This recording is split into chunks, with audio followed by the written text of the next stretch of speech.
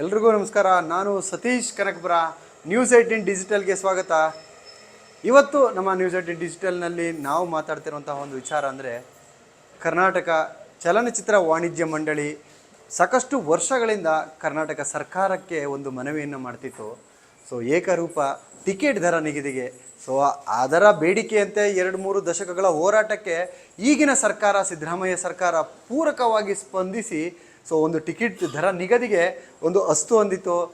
ಆದರೆ ನೀರಿಗೆ ಪಾಚಿನೇ ವೈರಿ ಎನ್ನುವಂಥ ನಿಟ್ಟಿನಲ್ಲಿ ಈಗ ಕನ್ನಡ ಚಿತ್ರರಂಗಕ್ಕೆ ಕನ್ನಡದ ನಿರ್ಮಾಪಕರೇ ವೈರಿ ಆಗಿದ್ದಾರೆ ಅಂತಲೇ ಅಂದರೆ ತಪ್ಪಲ್ಲ. ಏನಕ್ಕೆ ಅಂದರೆ, ಇಡೀ ಕರ್ನಾಟಕವನ್ನು ಹೊರತುಪಡಿಸಿ ಬೇರೆ ಯಾವುದೇ ರಾಜ್ಯಗಳಲ್ಲೂ ಕೂಡ ಮನಸೋ ಇಚ್ಛೆ ಟಿಕೆಟ್ ದರವನ್ನು ನಿಗದಿ ಮಾಡುವಂತಹ ಒಂದು ಕಾನೂನಾಗಲಿ ಕಟ್ಟಳೆ ಆಗಲಿ ಎಲ್ಲೂ ಇರಲಿಲ್ಲ. ಆದರೆ ನಮ್ಮ ಕರ್ನಾಟಕದಲ್ಲಿ ಮಾತ್ರ ಯಾವುದೇ ಪರಭಾಷೆ ಸಿನಿಮಾಗಳೇ ಬರಲಿ, ತಮಗಿಷ್ಟ ಬಂದಂತಹ ಒಂದು ಟಿಕೆಟನ್ನು ನಿಗದಿ ಮಾಡ್ತಿದ್ರು. ಅದು 5,000ದಿಂದ 10,000ವರೆಗೂ ಹೋಗ್ತಾ ಇತ್ತು. ನಿರ್ಭೀತ, ನಿಷ್ಪಕ್ಷಪಾತ, ವಿಶ್ವಾಸಾರ್ಹ ಸುದ್ದಿಗಳಿಗೆ ಮತ್ತೊಂದು ಹೆಸರಾಗಿರುವ ನ್ಯೂಸ್ 18 ಕನ್ನಡ ಈಗ ಆಪ್ನಲ್ಲೂ ಲಭ್ಯವಿದೆ. ದಯವಿಟ್ಟು ಇಲ್ಲಿರುವ QR ಕೋಡ್ ಸ್ಕ್ಯಾನ್ ಮಾಡಿಕೊಂಡು ಆಪ್ ಡೌನ್ಲೋಡ್ ಮಾಡೋದಕ್ಕೆ ಮರಿಬೇಡಿ. ನಿಮ್ಮ ಬೆಂಬಲ ಹೀಗೆ ಸದಾ ನಮ್ಮೊಂದಿಗಿರಲಿ. ಧನ್ಯವಾದ. ಬೇರೆ ಬೇರೆ ರಾಜ್ಯಗಳಲ್ಲಿ ಟಿಕೆಟ್ ದರ 50 ರೂಪಾಯಿಂದ 100-150 ರೂಪಾಯಿ ಇದ್ರೆ, ನಮ್ಮ ಕರ್ನಾಟಕದಲ್ಲಿ 100, 500, 1000, 10,000 ಇದಕ್ಕೆ ಕೊನೆಯ ಇಲ್ವೇನೋ ಅನ್ನುವಂಥ ನಿಟ್ಟಿನಲ್ಲಿ ನಮ್ಮ ಕರ್ನಾಟಕದ ಪ್ರೇಕ್ಷಕರನ್ನು ಹಗಲು ದರೋಡೆ ಮಾಡ್ತಿದ್ದದ್ದು ಒಂದು ಮಲ್ಟಿಪ್ಲೆಕ್ಸ್ಗಳು ಮತ್ತು ಕೆಲವು ಚಿತ್ರಮಂದಿರಗಳು. ಏನು ಈ ಒಂದು ಫ್ಯಾನ್ಸ್ ಶೋ ಅನ್ನುವಂಥ ಹೆಸರಿನಲ್ಲಿ ಅಭಿಮಾನಿಗಳಿಂದ ದೋಚುವ ಕೆಲಸವನ್ನು ಮಾಡ್ತಿದ್ರು. ಅದಕ್ಕೆ ಯಾಕೆ ಹಿಂಗೆ ಮಾಡ್ತಿದ್ದೀರಾ ಅಂದರೆ, ಅದಕ್ಕೆ ಅವರು ಕೊಡ್ತಿದ್ದದ್ದು ಹೈ ಬಜೆಟ್ ಚಿತ್ರ, ನಾವು ದೊಡ್ಡ ಬಜೆಟಿಂದ ಮಾಡಿದ್ದೀವಿ. ಆದರೆ ಅಭಿಮಾನಿಗಳು ಆಗಲಿ ಪ್ರೇಕ್ಷಕರು ಯಾರೂ ಕೂಡ ನಮಗೆ ನೀವು 100 ಕೋಟಿ ಸಿನಿಮಾ ಮಾಡಿ ಅಂತ ಯಾರೂ ಕೇಳಿರಲಿಲ್ಲ. ನಮಗೆ ಕ್ವಾಲಿಟಿ ಆದಂಥ ಒಂದು ಸಿನಿಮಾ ಕೊಡಿ ಅಂತ ಅಷ್ಟೇ ಕೇಳ್ತಾ ಇದ್ದದ್ದು. ಇವರು ಸಿನಿಮಾದ ಬಜೆಟ್ಗೆ ಒಂದು ಕಾರಣವನ್ನು ನೀಡಿ ನಮ್ಮ ಕರ್ನಾಟಕದ ಪ್ರೇಕ್ಷಕರನ್ನು ಸುಲಿಗೆ ಮಾಡುವಂಥ ಒಂದು ಕೆಲಸವನ್ನು ಮಾಡ್ತಿದ್ರು. ಇದಕ್ಕೆಲ್ಲ ಏನು ಸಾರಾ ಗೋವಿಂದ್ ಅವರು 2010-14 ಆ ಸಂದರ್ಭದಲ್ಲಿ ನಮಗೆ ಏಕರೂಪ ದರದ ಟಿಕೆಟ್ ರೀತಿ ಬೇಕು, 100ರಿಂದ 200 ರೂಪಾಯಿನ ಒಳಗಡೆ ನಮ್ಮ ಕರ್ನಾಟಕದಲ್ಲಿ ಚಿತ್ರಮಂದಿರಗಳಿರಲಿ, ಮಲ್ಟಿಪ್ಲೆಕ್ಸ್ಗಳಲ್ಲಿರಲಿ 200 ರೂಪಾಯಿನ ಟಿಕೆಟ್ನ ನಿಗದಿ ಮಾಡಿ ಅನ್ನುವಂಥ ಹೋರಾಟ ಮಾಡಿದರು. ಕೋರ್ಟ್ಗೆ ಹೋಗಿದ್ರು, ದಂಡನೂ ಕೂಡ ಹಾಕ್ಸ್ಕೊಂಡ್ರು. ಆದರೂ ಕೂಡ ಆ ಪ್ರಯತ್ನ ನಿರಂತರವಾಗಿತ್ತು. ಕರ್ನಾಟಕ ಚಲನಚಿತ್ರ ವಾಣಿಜ್ಯ ಮಂಡಳಿ ಏನಿತ್ತು, ನಮಗೆ ಬೇರೆ ರಾಜ್ಯಗಳ ರೀತಿಯಲ್ಲೇ ನಮ್ಮ ರಾಜ್ಯಗಳಲ್ಲೂ ಕೂಡ ನಮ್ಮ ರಾಜ್ಯದಲ್ಲಿ ಪ್ರೇಕ್ಷಕರು ಹೆಚ್ಚಾಗಿ ಚಿತ್ರಮಂದಿರಕ್ಕೆ ಬರಲೇಬೇಕು ಅಂತಂದರೆ ಟಿಕೆಟ್ ದರ ಕಡಿಮೆ ಆಗಬೇಕು. ಒಂದು ಕಡೆ ಕ್ವಾಲಿಟಿ ಸಿನಿಮಾಗಳು ಬರೋದು ಎಷ್ಟು ಮುಖ್ಯವೋ, ಟಿಕೆಟ್ ದರ ಅನ್ನೋದು ಕೂಡ ಅಷ್ಟೇ ಮುಖ್ಯ.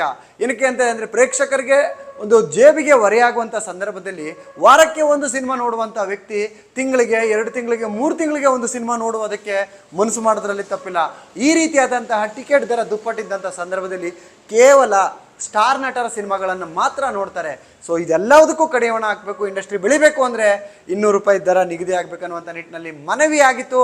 ಆ ಮನವಿಗೆ ನಮ್ಮ ರಾಜ್ಯ ಸರ್ಕಾರವು ಕೂಡ ಸ್ಪಂದನೆ ನೀಡಿ, ಅದಕ್ಕೆ ನಮ್ಮ ಹೋಮ್ ಡಿಪಾರ್ಟ್ಮೆಂಟ್ ಕೂಡ ಅದಕ್ಕೆ ಒಂದು ಆದೇಶವನ್ನು ಹೊರಡಿಸಿ 200 ರೂಪಾಯಿಯನ್ನು ನಿಗದಿ ಮಾಡಿ ತೆರಿಗೆಯನ್ನು ಹೊರತುಪಡಿಸಿ ಒಂದು ಆದೇಶವನ್ನು ಬಂದಿತ್ತು.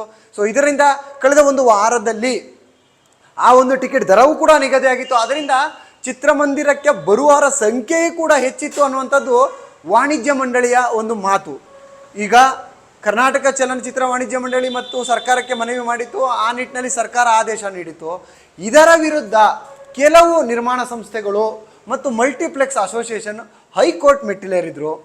ಈಗ ಕೊನೆಗೂ ಕೂಡ ಆ ಒಂದು ಸರ್ಕಾರದ ಆದೇಶ ಏನಿದೆ ಅಂದರೆ, ಕರ್ನಾಟಕದ ಎಲ್ಲ ಮಲ್ಟಿಪ್ಲೆಕ್ಸ್ಗಳಲ್ಲಿ, ಎಲ್ಲ ಚಿತ್ರಮಂದಿರಗಳಲ್ಲಿ 200 ರು ದರ ನಿಗದಿ ಏನಿತ್ತು, ತೆರಿಗೆಯನ್ನು ಹೊರತುಪಡಿಸಿ ಅದಕ್ಕೆ ಒಂದು ತಡೆಯನ್ನು ಹೈಕೋರ್ಟ್ ನೀಡಿದೆ. ಇದು ನಿಜಕ್ಕೂ ಕೂಡ ಕನ್ನಡ ಚಿತ್ರರಂಗಕ್ಕೆ ಒಂದು ಹಿನ್ನಡೆ. ಏಕೆಂದರೆ ಸಾಕಷ್ಟು ವರ್ಷಗಳ ಹೋರಾಟ ಈ ಒಂದು ಟಿಕೆಟ್ ದರಕ್ಕಾಗಿ ಎನ್ನುವಂಥದ್ದು ಇತ್ತು. ಆದರೆ ಈಗ ಈ ಒಂದು ತಡೆ ಏನಿದೆ ಅದು ಕನ್ನಡ ಚಿತ್ರರಂಗಕ್ಕೆ ನಿಜವಾಗ್ಲೂ ಕೂಡ ಒಂದು ಹಿನ್ನಡೆ ಎನ್ಬೋದು. ಇನ್ನು ಯಾರು, ನಾನು ಆಗಲೇ ಹೇಳಿದಾಗೆ, ನೀರಿಗೆ ಪಾಚಿ ವೈರಿ ನಮ್ಮ ಕನ್ನಡ ಚಿತ್ರರಂಗಕ್ಕೆ ನಮ್ಮ ಕನ್ನಡದ ನಿರ್ಮಾಪಕರೇ ವೈರಿ ಆಗ್ಬಿಟ್ರ ಅನ್ನುವಂಥ ನಿಟ್ಟಿನಲ್ಲಿ ಹೇಳಿದಾಗೆ, ನಿಜವಾಗ್ಲೂ ಕೂಡ ಯಾರು ಈ ಒಂದು ಸ್ಟೇಗೆ ಹೋಗಿದ್ರು ಅನ್ನೋದನ್ನು ನಾವು ಕೂಡ ಗಮನಿಸಬೇಕಾಗುತ್ತೆ. ಏನಕ್ಕೆ ಅಂತಂದರೆ, ಯಾವ ಒಂದು ಕಾರಣಕ್ಕೆ ಈ ಒಂದು ಟಿಕೆಟ್ ದರ ನಮಗೆ ಸಾಲಲ್ಲ, ನಾವು ಹೈ ಬಜೆಟ್ ಚಿತ್ರಗಳನ್ನು ಮಾಡ್ತೀವಿ ಅನ್ನುವಂಥ ಒಂದು ಕಾರಣವಿಟ್ಕೊಂಡು ನಮ್ಮ ಕರ್ನಾಟಕದ ಟಿಕೆಟ್ ದರಕ್ಕೆ ಒಂದು ತಡೆಯನ್ನು ತಂದಿದ್ದಾರೆ. ಆದರೆ ಅವ್ರಿಗೆ ಗಮನದಲ್ಲಿ ಇದೆ, ಯಾಕಂದರೆ ಸಾಕಷ್ಟು ಸಿನಿಮಾಗಳು ಮಾಡಿರ್ತಾರೆ, ಮಲ್ಟಿಪ್ಲೆಕ್ಸ್ನವರಾಗಲಿ ಬೇರೆ ನಿರ್ಮಾಪಕರಾಗಲಿ. ಬೇರೆ ಬೇರೆ ರಾಜ್ಯಗಳಲ್ಲಿ ಎಷ್ಟಿದೆ, ಹೈದರಾಬಾದ್ನಲ್ಲಿ, ತೆಲಂಗಾಣದಲ್ಲಿ, ತಮಿಳ್ನಾಡಿನಲ್ಲಿ, ಕೇರಳದಲ್ಲಿ, ಬಾಂಬೆ ಆ ಕಡೆ ಈ ಕಡೆಯಲ್ಲಿ 60 ರೂಪಾಯಿ 70 ರೂಪಾಯಿಗೂ ಕೂಡ ಟಿಕೆಟ್ ಸಿಗುವಂತಹ ರಾಜ್ಯಗಳು ನಮ್ಮ ಭಾರತೀಯ ಚಿತ್ರರಂಗದಲ್ಲಿ ಇದೆ.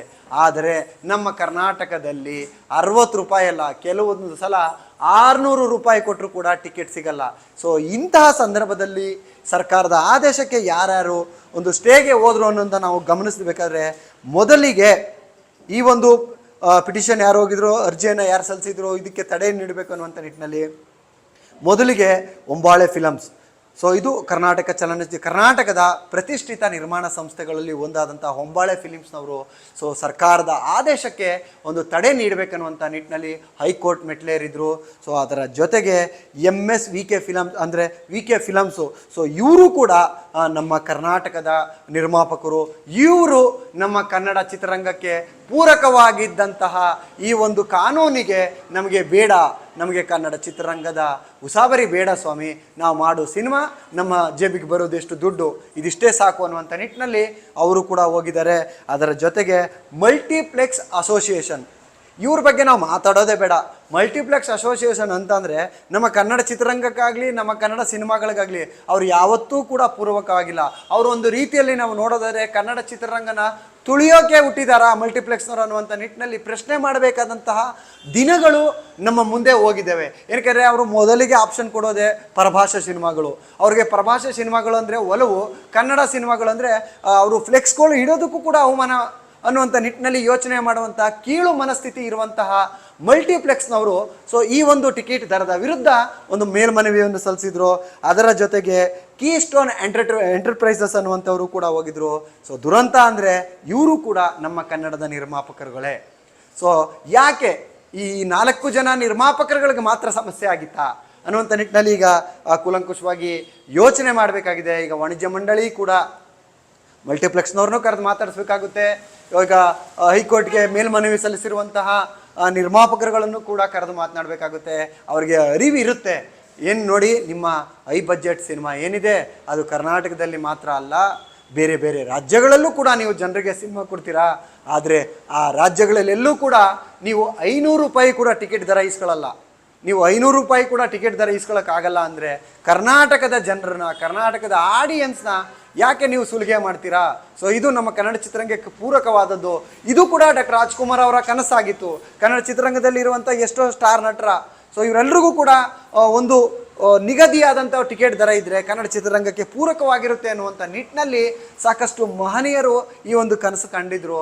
ಸೊ ಈಗ ಆ ಕನಸು ನನಸಾಗುತ್ತೆ ಅನ್ನುವಂಥ ನಿಟ್ಟಿನಲ್ಲಿ ಈಗ ಆ ಕನಸಿಗೆ ಕೆಲವು ನಿರ್ಮಾಪಕರು ಮತ್ತು ನಾನು ಆಗಲೇ ಹೇಳ್ದಂಗೆ ಕನ್ನಡ ವಿರೋಧಿ, ಕನ್ನಡ ಸಿನಿಮಾಗಳ ವಿರೋಧಿ ಮಲ್ಟಿಪ್ಲೆಕ್ಸ್ನವರು ಸೊ ಈ ಒಂದು ಟಿಕೆಟ್ ದರದ ವಿರುದ್ಧ ಹೈಕೋರ್ಟ್ಗೆ ಹೋಗಿ ಒಂದು ತಡೆ ತಂದಿದ್ದಾರೆ. ಸೊ ಇದರ ವಿರುದ್ಧವಾಗಿ ಈಗ ರಾಜ್ಯ ಸರ್ಕಾರ ಅಂದರೆ ಗೃಹ ಇಲಾಖೆ ಇರ್ಬೋದು ಅಥವಾ ನಮ್ಮ ಕರ್ನಾಟಕ ಚಲನಚಿತ್ರ ವಾಣಿಜ್ಯ ಮಂಡಳಿ ಇರ್ಬೋದು, ಯಾವ ರೀತಿಯಾದಂತಹ ಒಂದು ಕಾನೂನು ಹೋರಾಟವನ್ನು ಮಾಡಿ ಕನ್ನಡ ಚಿತ್ರರಂಗಕ್ಕೆ ಪೂರಕವಾದಂಥ ಆ ಒಂದು ಏಕರೂಪ ಟಿಕೆಟ್ ದರ ಅದನ್ನು ಮತ್ತೆ ಜಾರಿ ಮಾಡ್ತಾರ ಕಾದು ನೋಡಬೇಕಾಗಿದೆ. ಸೊ ಇದು ನಮ್ಮ ಇವತ್ತಿನ ಡಿಜಿಟಲ್ ಕಂಟೆಂಟ್. ನಾಳೆ ಕೂಡ ಇದೇ ಥರದ ಕನ್ನಡ ಚಿತ್ರರಂಗಕ್ಕೆ ಸಂಬಂಧಿಸಿದಂಥ ವಿಚಾರದಲ್ಲಿ ನಾನು ಲೈವ್ ಬರ್ತೀನಿ. ಅಲ್ಲಿ ತನಕ ನೋಡ್ತಾ ಇರಿ News 18 ಕನ್ನಡ. ಜಾಲ ನಮ್ಮದು, ಬಲ ನಿಮ್ಮದು.